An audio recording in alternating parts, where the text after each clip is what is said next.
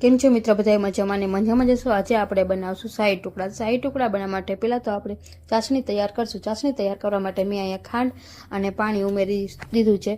ખાંડ ડૂબે ત્યાં સુધી આપણે પાણી ઉમેરવાનું છે. અને હવે આપણે અહીંયા બીજા ગેસ ઉપર દૂધ ગરમ કરવા રાખી દીધું છે. અને અહીંયા મેં એક વાટકીમાં ઠંડુ દૂધ લઈ અને એમાં 2 ચમચી કસ્ટર્ડ પાવડર ઉમેર્યું છે અને બરાબર હલાવી લઈશું. ગાંઠા ન રહી તેનું ધ્યાન રાખવાનું. હવે આપણે કસ્ટર્ડ મિલ્ક તૈયાર થઈ ગયું છે, એટલે અહીંયા દૂધનો ઉફાણો આવી ગયો છે, મેં એમાં નાખી દીધું છે અને હવે થોડીક વાર હલાવી લઈશું. અને મેં અહીંયા એવરેસ્ટનો કેસર મિલ્ક મસાલા 1 ચમચી ઉમેરી છે. તમે આમાં કેસર પણ ખાલી ઉમેરી શકશો. હવે આપણે મિક્સ કરી અને થોડીક વાર એને ખાટું થાય ત્યાં સુધી આપણે એને ચલાવી લઈશું. દૂધ તળિયે ન ચોટે તેનું ધ્યાન રાખવાનું. મારા અહીં કેસર મિલ્ક તૈયાર થઈ ગયું છે. હવે આપણે એને એક બાઉલમાં કાઢી અને થોડીક વાર એને ફ્રીજમાં રાખી દઈશું. ઠંડુ થાય ત્યાં સુધી આપણે ફ્રીજમાં રાખી લઈશું.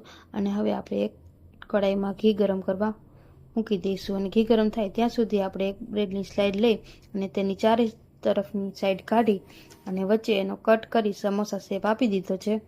અને મારી અહીંયા બધી બ્રેડ કટ કરી તૈયાર થઈ ગઈ છે. એટલે હવે આપણે ઘી પણ ગરમ થઈ ગયું છે.